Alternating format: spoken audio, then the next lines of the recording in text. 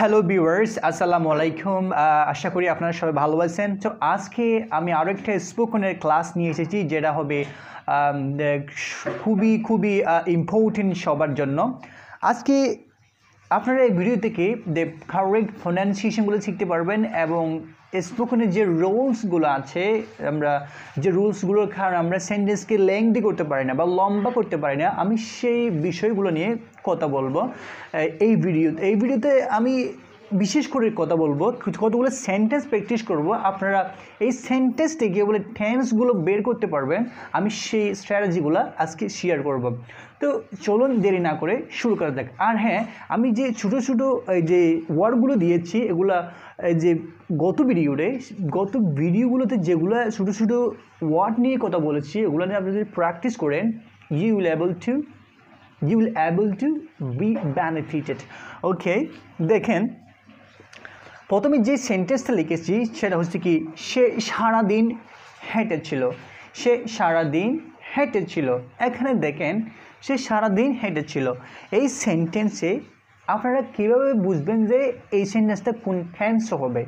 আপনারা সেটা বুঝবেন কীভাবে? আমি বলি যে কোনো সেন্টেন্স যদি থাকে অথবা ছিল থাকে, তাহলে আপনাকে সেটা করতে হবে কিসে? ফার্স্ট ইনডিফিনিট টেন্সে। সেটা কিসে করতে হবে? ফার্স্ট ইনডিফিনিট টেন্সে। তাহলে আপনারা জাস্ট এতগুলো চিন্তা না করে জাস্ট কোনো ভার্বের সাথে ইডি যোগ করে দিলেই সেটা ফার্স্ট ইনডিফিনিট টেন্স হয়ে যাবে স্পোকেনের ক্ষেত্রে। যেমন দেখেন, সে সারাদিন হেঁটেছিল, তাহলে হবে she worked all the day. সে সারাদিন হেঁটেছিল। এখানে দেখ ওয়ার্কড, এটা প্রেজেন্ট ফর্ম, এটা ফার্স্ট ফর্ম। ওয়ার্কের ফার্স্ট ফর্ম হচ্ছে কি ওয়ার্কড। আপনি সাবজেক্টের পরে যদি ওই ওয়ার্কটা ইউজ করে দেন, তাহলে আপনার সেন্টেন্সটা কারেক্ট হয়ে যাবে according to the Bangla sentence. এই বাংলা সেন্টেন্স দিয়ে ল ছিল, ওই জন্য আমাকে এখানে ফার্স্ট ইনডিফিনিট টেন্স করতে হয়েছে। আমি যদি আরও প্র্যাকটিস করি, তাহলে আপনারা আরও সহজেই বুঝতে পারবেন। দেখেন, এখানে আমি আজকে যাব, মানে এখানে আমি আজকে যাব। আমি বলছি যে ওখানে আমি আজকে যাব। এই সেন্টেন্সে দেখেন যাব যখন আছে, আমাকে এটা ফিউচার ইনডিফিনিট টেন্সে বলতে হবে। কারণ যে চিহ্নটি আছে সেটা হচ্ছে কি যাব, ব আছে, আমরা জানি ব বে এরকম থাকলে সেটা হবে কি ফিউচার ইনডিফিনিট অথবা ফিউচার কন্টিনিউয়াস অথবা এটসেট্রা।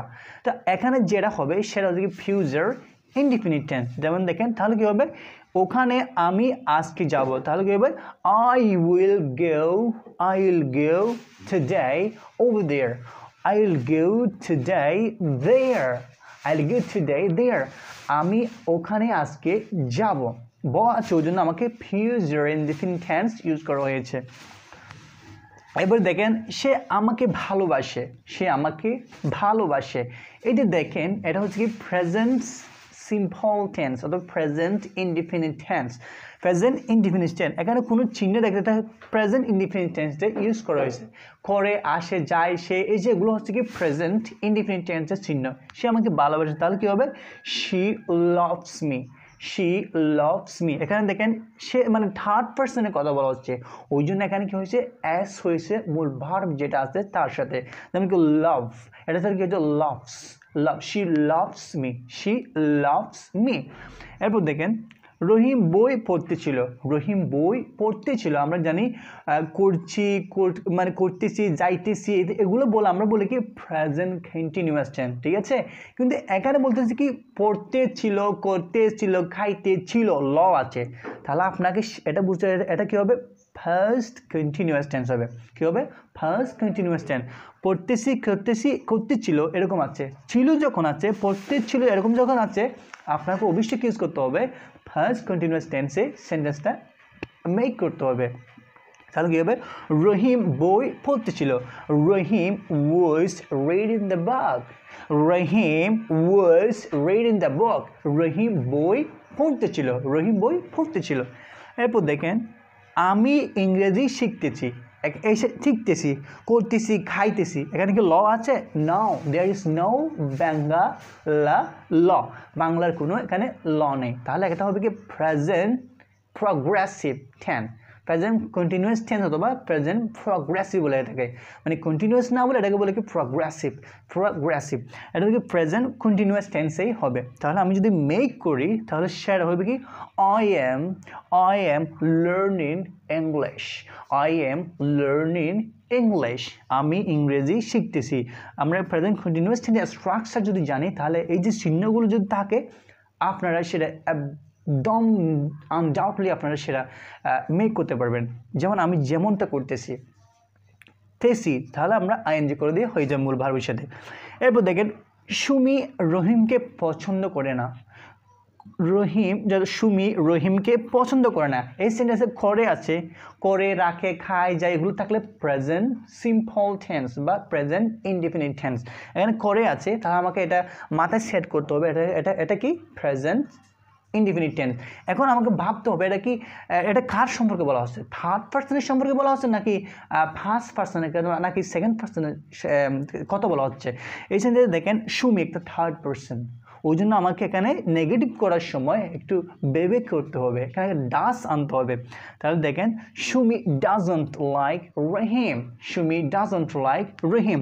আমরা জানি থার্ড পার্সনের ক্ষেত্রে প্রেজেন্ট ইনডিফিনিট নেগেটিভ করার সময় ডো বা ডাস আনতে হবে, ডাস হবে থার্ড পার্সনের ক্ষেত্রে। এবং সিম্পল এবার যদি ফার্স্ট পার্সন আবার সেকেন্ড পার্সনের ক্ষেত্রে সেক্ষেত্রে হবে কি ডো হবে, যেমন কি you do not know, we do not know, I do not know, এই যে আই হবে, ঠিক আছে। এরপর দেখেন তুমি আমাকে পাগল করেছো, তুমি আমাকে পাগল করেছো, তাহলে করেছো আছে, করেছো, খেয়েছো, গিয়েছো, এছো, করে এ প্লাস ছো এরকম যদি থাকে তাহলে সেটা হবে কি present perfect indefinite tense, present perfect tense, present perfect tense হবে। তাহলে তুমি আমাকে পাগল করেছো, তাহলে সেন্টেন্সটা কি হবে আমরা জানি হ্যাভ হবে, হ্যাজ হয় প্রেজেন্ট পারফেক্ট টেন্সে। তো দেখেন ইউ হ্যাভের পরে ভার্বের ফার্স্ট পার্টিসিপল হবে, মেকের গিয়া কি মেড, মেকের গিয়া কি মেড, তুমি আমাকে পাগল করেছো, তুমি আমাকে পাগল, you have made me mad, you have made me mad, তুমি আমাকে পাগল করেছো, সে আমাকে পাগল করে, শি হ্যাজ মেড মি, কারণ শি হলে হ্যাজ হয়ে যাবে, সেক্ষেত্রে হ্যাজ হয়ে যাবে থার্ড পার্সন।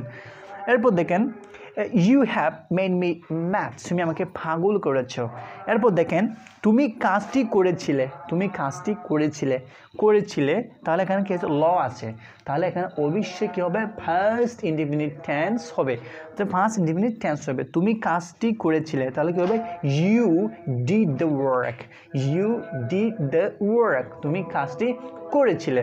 তো এই যে চিহ্নগুলো যদি দেখে যদি আপনারা যদি প্র্যাকটিস করেন কোন চিহ্ন দেখে আমরা কোন টেন্স ইউজ করব, কোন চিহ্ন দেখে কোন টেন্স ইউজ করব, যদি এভাবে যদি প্র্যাকটিস করেন তাহলে আপনারা অনেক সেন্টেন্স মেক করতে পারবেন নিজ থেকে।